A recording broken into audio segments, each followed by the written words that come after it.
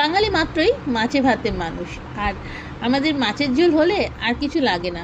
তাই বানাচ্ছি একদম বাঙালির রেসিপি, মাছের ঝোল ভাত। আর তার জন্যে আমি বাজার থেকে রুই মাছের পেটিওলা মাছগুলো এনেছিলাম, ভালো করে ধুয়ে নুন হলুদ মাখিয়ে রেখেছি। আর এদিকে আলু আর পটল কেটে রেখেছি, ধনেপাতা আছে। আর এদিকে আদা আছে, রসুন দেবো না বাটা, বেশি রিচ হয়ে যাবে। তাই আদা, পেঁয়াজ, লঙ্কা, টমেটো আর তার সঙ্গে জিরে বেটে নেবো। তাই আগে মিক্সিতে জিরে দিলাম, একটু দারচিনি আর একটা ছোটো এলাচ দিয়ে এবার পেঁয়াজগুলো দিয়ে নিলাম। দিয়ে বেশি রিচ করব না, গরমকাল তো, বেশি রিচ করলে মানে খেতেও ভাল লাগে না জবরদস্ত। তার সঙ্গে একটা টমেটো দিয়ে দিলাম আর আদা কুচিগুলো দিলাম। এই মশলাটা বেশি হলে একটু রেখে দেবো, আর দুটো লঙ্কা ফেলে দিয়ে এবার পেস্ট করতে নিলাম। এদিকে কড়াটা গরম করতে দিয়ে তাতে তেল দিয়ে দিলাম, আর মাছটা যাতে না ফাটে তাই একটু নুন দিয়ে দিলাম। আর মাছগুলো আস্তে আস্তে ছেড়ে দিয়েছিলাম। মাছগুলো যখন ছেড়েছিলাম তখন স্কিপ হয়ে গেছিলো, তাই জন্য মাছটা দেখানো হয়নি ছাড়াটা।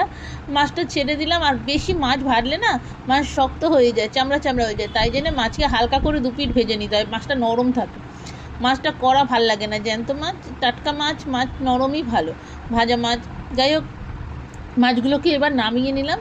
নিয়ে এবার অন্য মাছগুলোকেও হচ্ছে কি যে আবার ওরকম করেই বাদবাকি মাছ ভেজে নিলাম। নিয়ে তার সঙ্গে মিক্সিতে আমি হচ্ছে কি যে, আর আমার না ছোটোবেলা থেকে মাথা লেজা খেতে খুব ভালো লাগে, কিন্তু এখন আর মাথা খেতে ভালো লাগে না, আর আমাদের ঘরে মাছটা অতটা খেতে ভালো লাগে না। তাই আমি হচ্ছে অল্প করেই আনিয়েছি।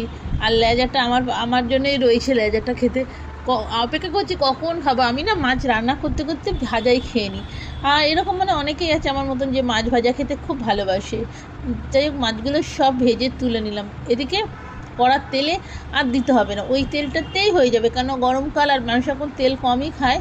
তাই এদিকে আমার হচ্ছে কি যে তেলের মধ্যে একটু জিরে ফোড়ন দিয়ে দিলাম।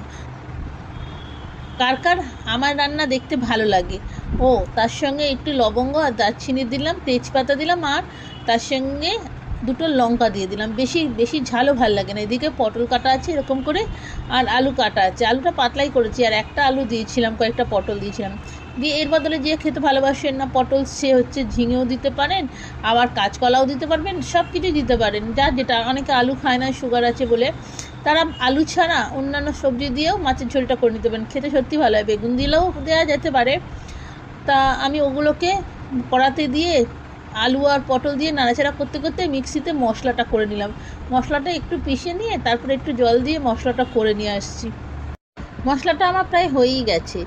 আর যে পারবেন শিলে বেটে নেবেন, যাদের মিক্সি আছে, যেটা আপনাদের ভালো হয়। কেউ কেউ আমার মতন একটু, যদি আমি মাঝে মাঝে কী করি, হাতে ঘষে নিয়ে আর জিরের গুঁড়ো ধনের গুঁড়ো দিয়ে বেশ কাজটা করে নিই। যাই হোক, এদিকে আমার পটল আলুটা ভাজাই হয়ে গেছে। আর তার মধ্যে ওর থেকে আমি যতটা মশলা করেছি, না লাগলে অতটা দেবেন না, আমি হচ্ছে আন্দাজ মতন 2-3 চামচি দিয়ে দিয়েছিলাম, ছোটো চামচি। তার মধ্যে একটু নুন দিয়েছি, যেহেতু মাছটা ভাজার সময় নুন দেওয়া ছিল, তাই নুনটা পরিমাণ মতো দিতে হবে। আর লঙ্কার গুঁড়ো কালার আনার জন্য একটু অল্প একটু ঝালও হবে, বেশি দিইনি। আর একটু হলুদ দিয়েছি, যেহেতু মাছটাও ভেজেছিলাম হলুদ দিয়ে। এবার একটু কষে নিলাম। আমি আবার বেশি কষা পছন্দ করি না, কারণ বেশি কষলে না ও তিতো হয়ে যায়। তার জন্য অল্প একটু ধনেপাতা আগে কুচিয়ে রেখে দিয়েছিলাম, এবার ওপর থেকে একটু ধনেপাতা কুচি দিয়ে দিলাম। এবার একটু ধনেপাতার গন্ধতে মোমো করছে, কি সুন্দর লাগছে। বাস হয়ে গেছে। এবার জল দিয়ে ফুটতে দিলে মাছ কম হয়ে যাবে তাড়াতাড়ি করে, বেশিক্ষণ লাগে না রান্না করতে। আর ঢাকা দিয়ে দিলাম যাতে তাড়াতাড়ি ঝোলটা ফোটে। যদি এইরকম মাছের দিয়ে, এই যে মাছ দিয়ে ঝোল হয়, আলু পটল দিয়ে, বেশ জমে যাবে। আর বেশি কিছু দরকার হয় না গরমকালে মাছের ঝোল। লেবু দিলে, গন্ধরাজ লেবু দিলে খুব ভালো হয়, কিন্তু আজকে লেবুটা নেই।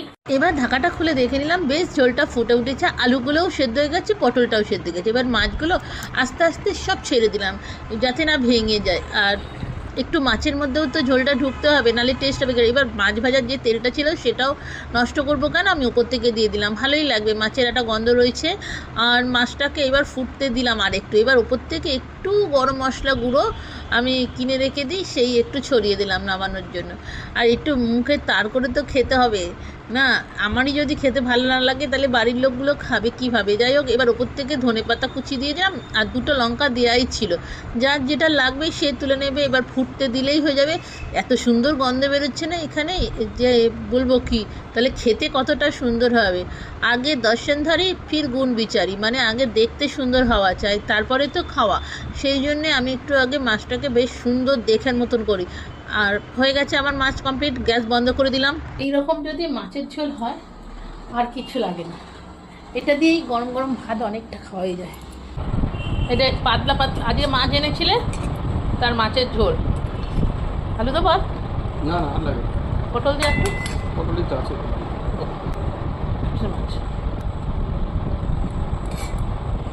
এবার খেয়ে বলো তো কেমন হয়েছে মাছের ঝোলটা। আর ঢেঁড়স ভাজা, পেঁয়াজ, লঙ্কা,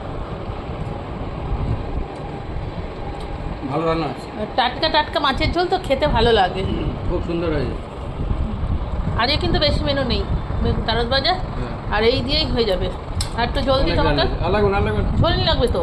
একটা গন্ধরাজ লেবু হলে জমে যেত। সবাই ছোটো ছোটো হয়েছে। খেয়ে নাও তাহলে। মাছের ঝোল ভাত, গরম গরম ঝোল খুব ভালো, এমনি রান্নাটা ভালো হয়েছে।